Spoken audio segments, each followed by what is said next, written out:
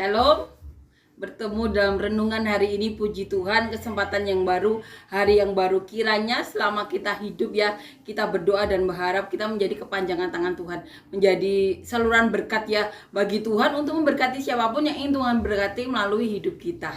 Amin ya. Kiranya keberadaan kita ya di dunia yang sekali ini, kita benar-benar dapat berdampak baik bagi umat Tuhan Yesus ya.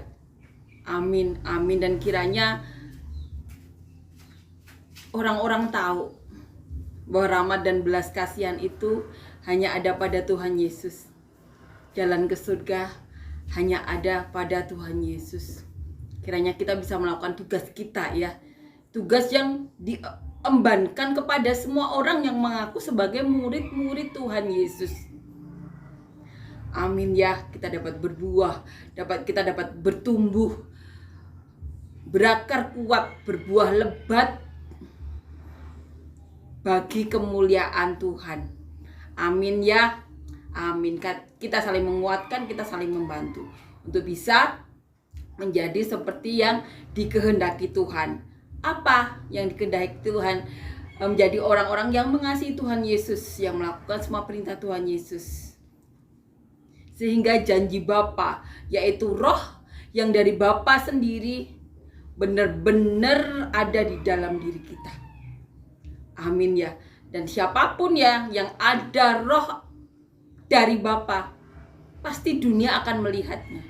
Dimanapun kita berada, pasti dunia akan melihatnya. Entah orang-orang sekitar kita, atau atasan kita, atau bawahan kita, atau siapapun. Amin ya. Kita di hidup yang sekali ini, kiranya kita bisa melakukan apapun yang menjadi kehendak Bapa. Amin ya. Kita saling membantu, kita saling mendukung. Kita akan nyanyikan lagu yang pertama. Seperti rusa yang haus, rindu aliran sungaimu, hatiku tak tahan menunggumu. Bagai padang gersang menanti datangnya hujan, begitupun jiwaku, Tuhan. Hanya Engkau pribadi yang mengenal hatiku, tiada yang tersembunyi bagimu. Seluruh isi hatiku Kau tahu, dan bawaku untuk lebih dekat lagi padamu, tinggal dalam indahnya dekapan kasih-Mu. Amin ya. Amin, puji Tuhan. Amin. Kita akan baca kitab Kisah Para Rasul ya. Kisah Para Rasul 2 ayat 41 sampai 47. Orang-orang yang menerima perkataan itu memberi diri dibaptis, dan pada hari itu jumlah mereka bertambah kira-kira 3.000 jiwa. Mereka bertekun dalam pengajaran rasul-rasul dan dalam persekutuan, dan mereka selalu berkumpul untuk memecahkan roti dan berdoa. Maka ketakutanlah mereka semua, sedang rasul-rasul itu mengadakan banyak mujizat dan tanda. Dan semua orang yang telah menjadi percaya tetap bersatu, dan segala kepunyaan mereka adalah kepunyaan bersama. Dan selalu ada dari mereka yang menjual harta miliknya lalu membagi-bagikannya kepada semua orang sesuai dengan keperluan masing-masing.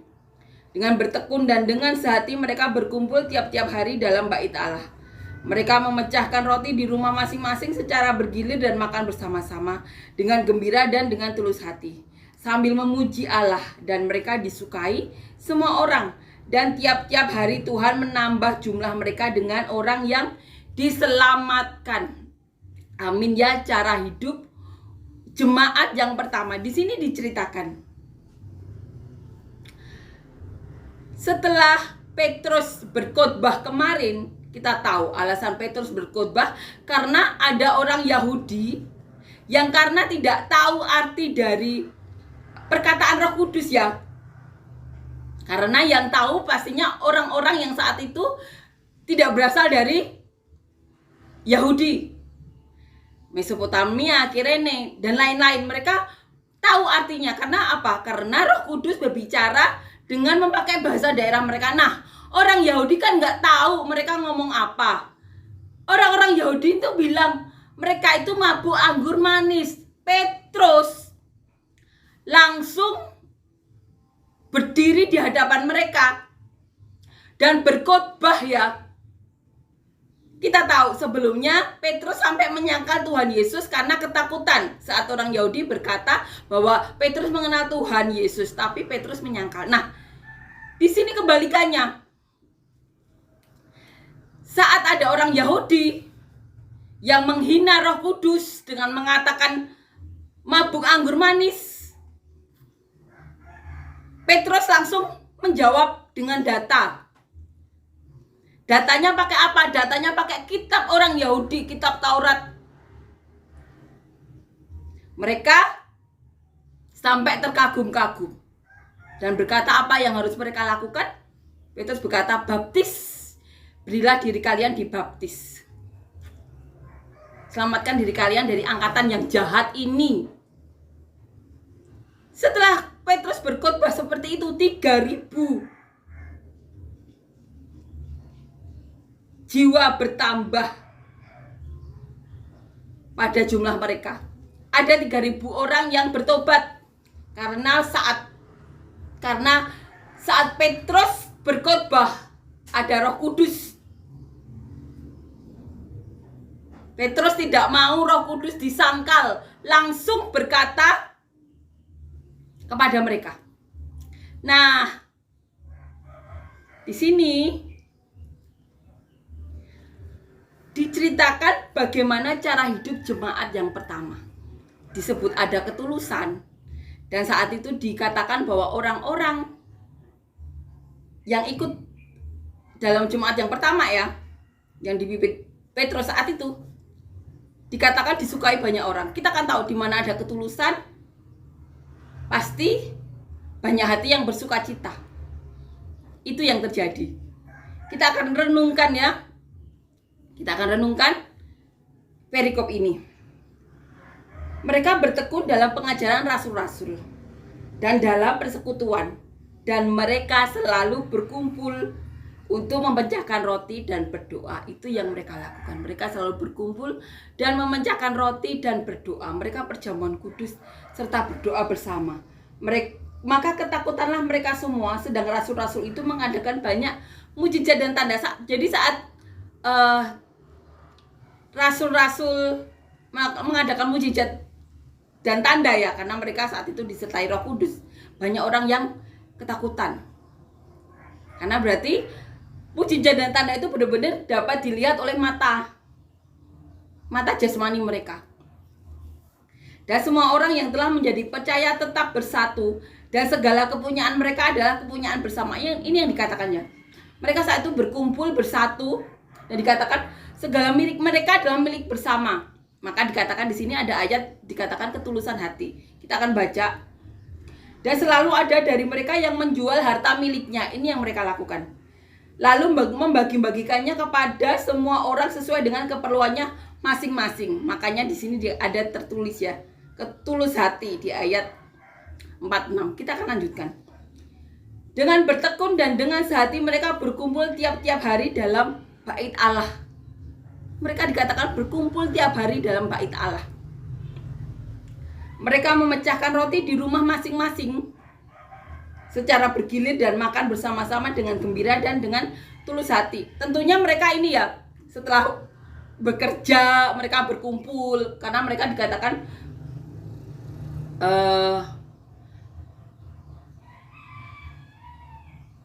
selalu ada dari mereka yang menjual harta miliknya lalu membagi-bagikannya kepada semua orang sesuai dengan keperluannya masing-masing.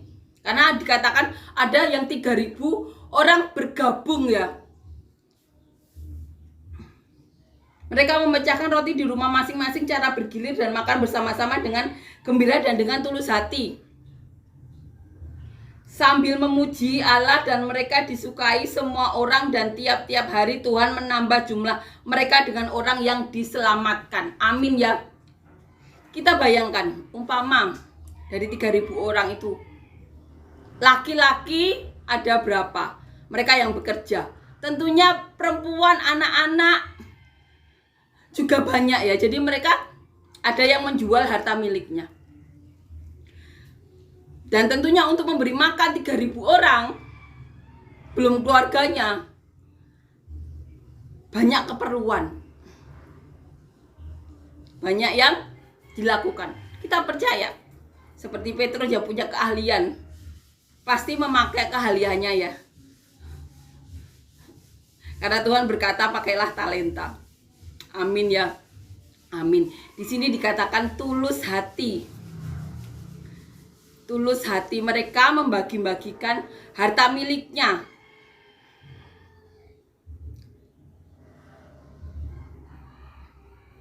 Kepada semua orang sesuai dengan keperluannya masing-masing.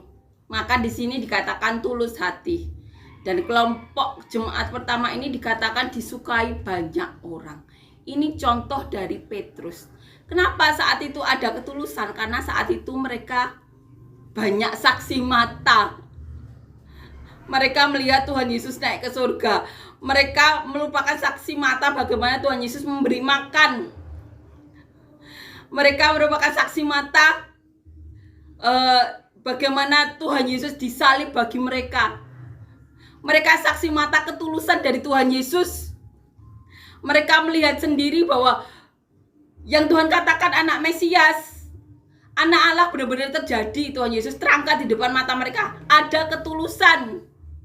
Karena mereka tahu saat itu mereka saksi mata. Ada ketulusan. Karena melihat pengorbanan Tuhan Yesus dalam diri mereka. Mereka tahu apa yang mereka layani Tuhan Yesus mereka. Mereka tahu. Maka ada ketulusan. Amin ya. Amin. Banyak yang harus dikasih makan. 3.000 orang bergabung ya. Dan mereka dikatakan sini jumlahnya semakin bertambah lagi. Tentunya yang lelaki bekerja. Tapi banyak anak-anak dan perempuan yang harus dikasih makan. Maka mereka ada yang menjual harta miliknya. Dikatakan ketulusan. Ketulusan itu penting saat mengikut Tuhan Yesus. Karena dikatakan, Tuhan Yesus katakan, orang-orang yang lapar, murid-murid juga pasti tahu ya, orang-orang yang lapar itu ada Tuhan Yesus di sana. Orang-orang yang telanjang itu Tuhan Yesus juga ada di sana. Orang-orang yang di penjara, Tuhan Yesus ada di orang yang di penjara. Orang-orang yang haus, yang tidak ada perlindungan, Tuhan Yesus katakan Tuhan Yesus ada di orang-orang seperti itu. Karena murid-murid tahu saat itu mereka benar-benar saksi mata bagaimana Tuhan Yesus mengajar mereka bertahun-tahun, benar-benar membentuk iman mereka ya. Tuhan Yesus banyak bersaksi. Dan saat Tuhan Yesus naik ke surga, semua yang kesaksian Tuhan Yesus terjadi semua. Mereka saksi mata. Mereka saksi mata ketulusan Tuhan Yesus. Bagaimana anak Allah turun ke dunia untuk menyelamatkan. Dengan hanya percaya saja, mengasihi Tuhan Yesus, selamat.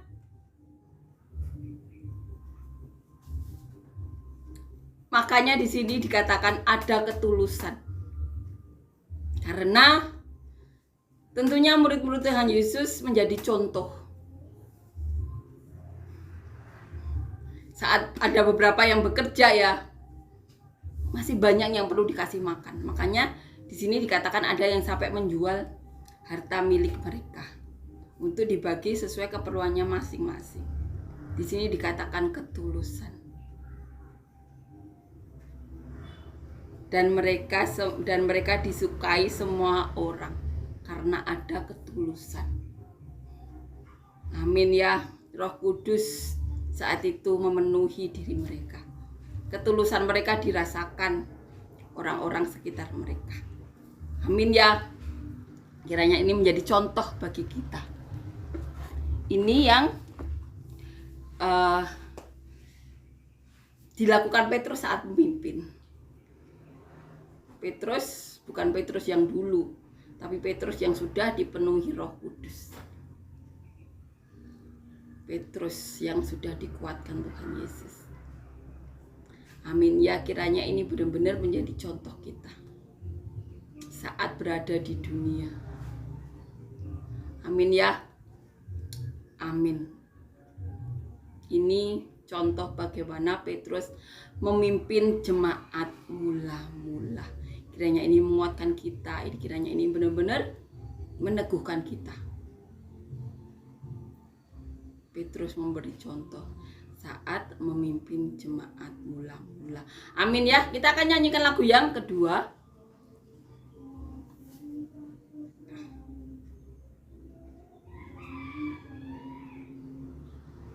Betapa ku mencintai segala yang telah terjadi, tak pernah sendiri. Jalan di hidup ini selalu menyertai. Betapa ku menyadari di dalam hidupku ini